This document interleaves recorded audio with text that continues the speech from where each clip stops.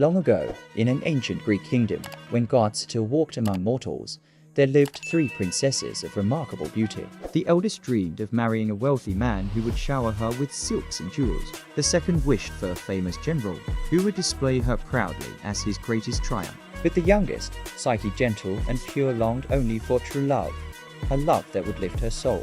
Psyche was not merely beautiful, she was too beautiful, so beautiful that people from distant lands traveled just to gaze upon her. They hailed her as the most beautiful mortal ever born.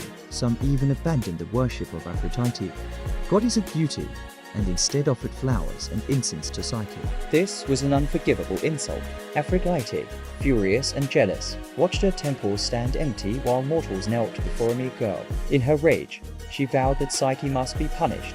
Aphrodite summoned her son, Eros, the god of love and desire. She commanded him, "Go, my son, strike Psyche with your arrow. Make her fall in love with the most hideous creature on earth. That will be her punishment."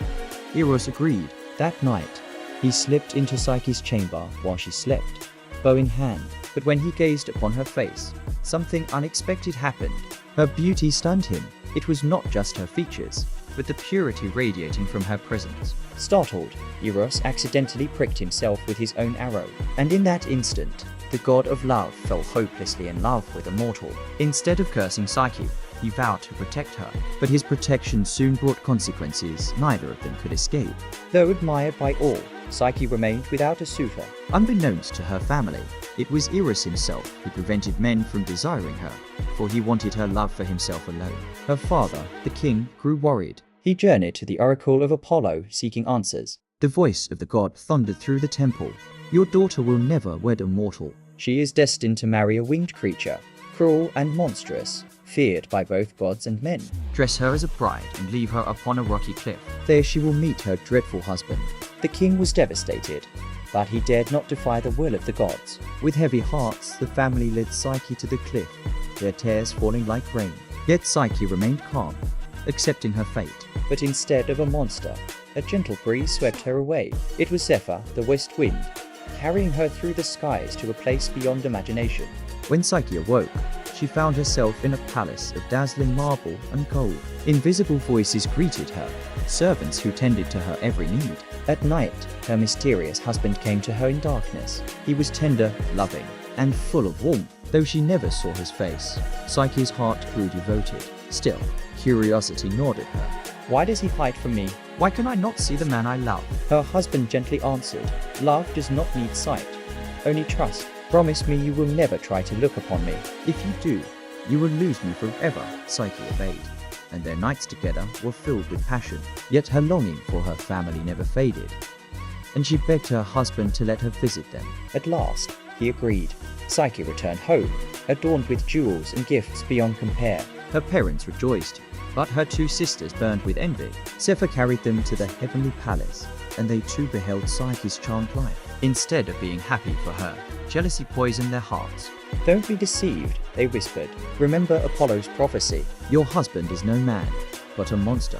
He waits only to devour you. If you wish to survive, take a lamp and a dagger. Look upon him as he sleeps. If he is indeed a beast, strike him down before he kills you."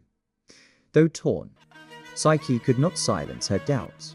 That night, as her husband lay sleeping, Psyche crept to his side, lamp in one hand, dagger in the other. When the flame revealed his face, her breath caught. He was no monster. He was Eros himself, a radiant god, more beautiful than any dream. Mesmerized, she leaned closer, but in her trembling, a drop of hot oil spilled onto his chest. Eros awoke in pain. His eyes met hers, and he saw the knife. "Is this how you repay my love?" he cried. "I trusted you, Psyche. I asked only for your faith. Yet you believed me a monster. You have betrayed me. From this moment on, you shall see me no more." With that, he spread his wings and fled into the night. Psyche rushed after him, but she fell to the ground, her heart shattered. Meanwhile, her sisters, eager to steal her fortune, hurried to the cliff. They believed Zephyr would carry them as he once carried Psyche. But the wind ignored their pleas. They threw themselves from the rocks and perished. Grief-stricken, Psyche wandered the earth in search of Eros. She prayed at the temples of Demeter and Hera, but neither goddess dared defy Aphrodite. At last, Psyche went directly to her enemy, the goddess of beauty herself. Aphrodite mocked her.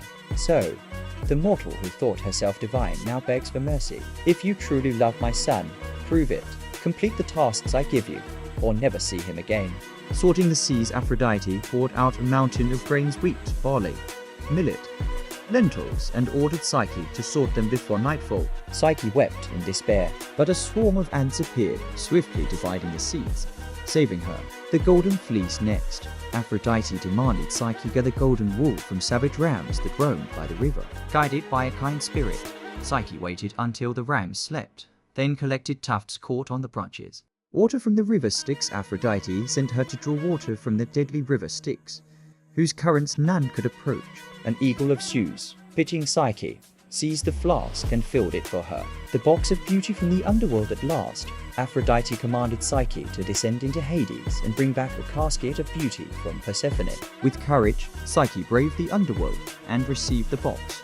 But on her journey back, curiosity overcame her. She opened the box, hoping to steal some beauty for herself. Instead, a dark sleep poured forth, and she collapsed lifeless upon the ground. From afar, Eros had watched. Though wounded by betrayal, his love had never died. Seeing Psyche's lifeless form, he could bear no more. He flew to her, brushed away the sleep with his arrow, and kissed her awake. Moved by Psyche's endurance, Eros pleaded with Zeus, the king of gods, touched by their devotion, granted Psyche immortality so she could live forever with Eros on Olympus. Even Aphrodite, though still bitter, was forced to accept their union.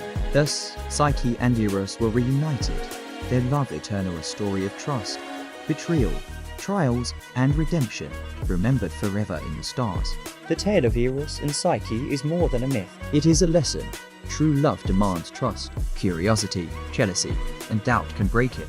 Yet forgiveness and devotion can restore even what seems lost. Their story endures as a symbol of love that defied gods and destiny itself. If you enjoyed this legendary love story, don't forget to like, subscribe, and turn on the notification bell so you won't miss our next videos about Greek mythology.